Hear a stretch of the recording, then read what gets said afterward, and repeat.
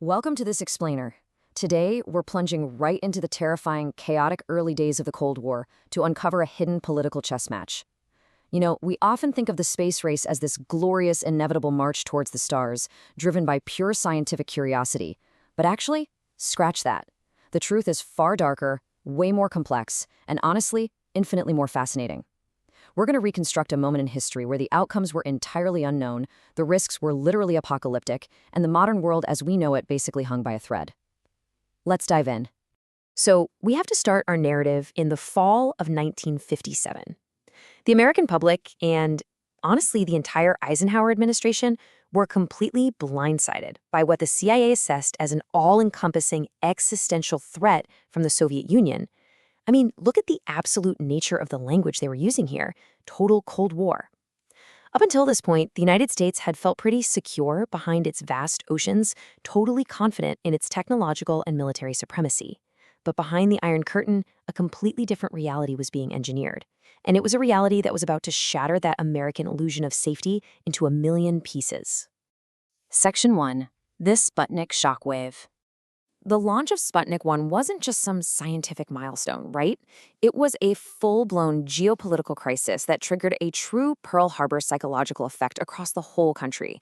It wiped out the illusion of American supremacy literally overnight. Suddenly, Americans realized that if the Soviets could launch a 184-pound metal sphere directly over their heads, well, they absolutely had the ballistic missile technology to launch something much, much deadlier, like a nuclear warhead.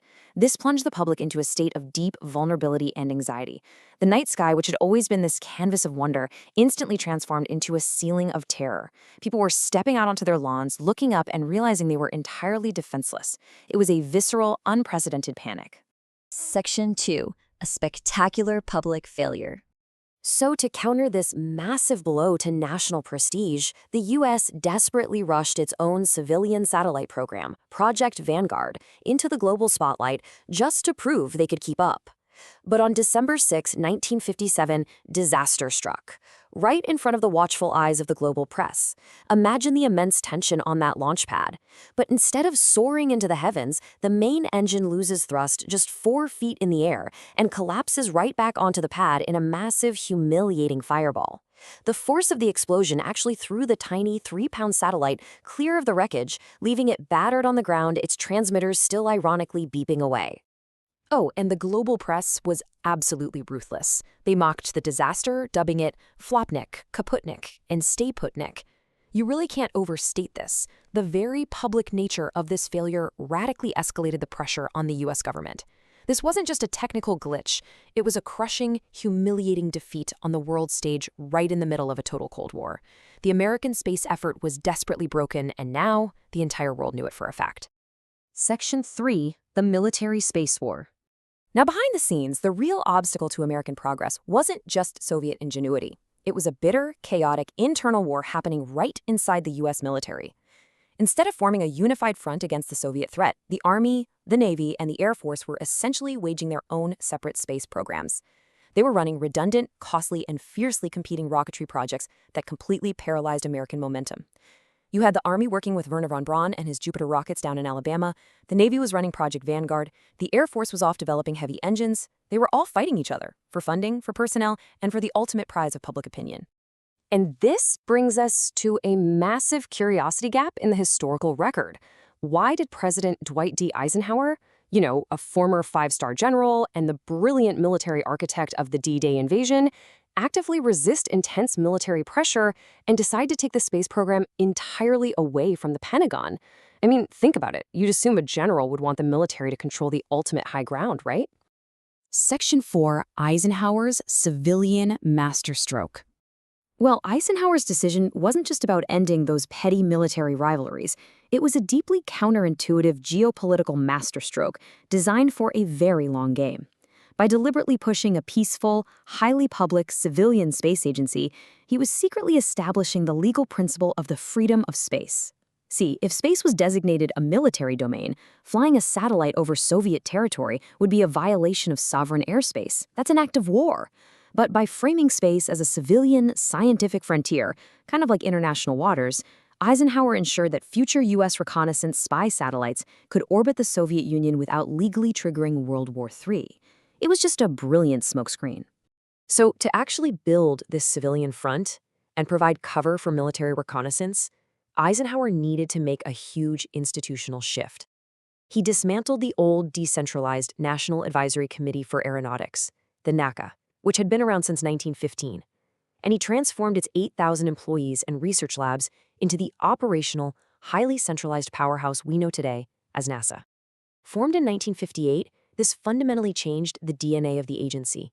It went from doing quiet advisory lab research to focusing on massive, centralized spaceflight engineering.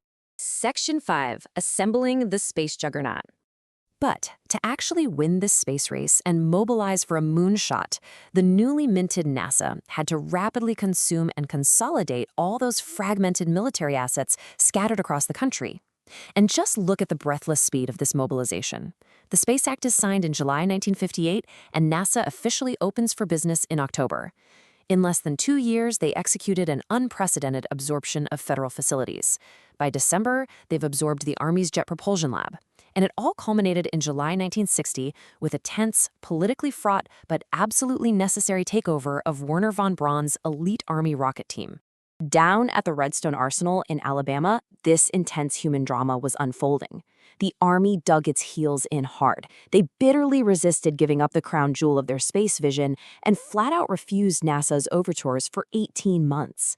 But eventually, facing intense congressional criticism that the Army simply had no business building these 1.5 million-pound thrust super boosters, they were forced into the civilian hierarchy.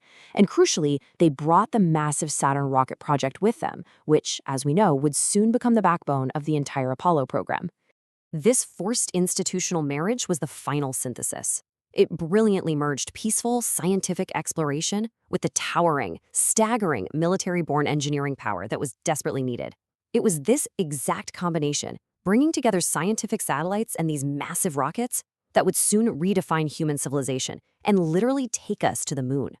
So, what does this all mean for us? Well, the main takeaway here is a pretty profound realization. Ultimately, the creation of NASA wasn't some inevitable triumph of pure science. It was a highly calculated political gamble born out of utter panic that permanently designated space for peaceful purposes. And it leaves us with an incredibly provocative thought. What if Eisenhower's masterstroke in 1958 is literally the only reason outer space isn't a nuclear battlefield today? It really makes you wonder just how incredibly fragile that peace remains as we look up at the stars tonight.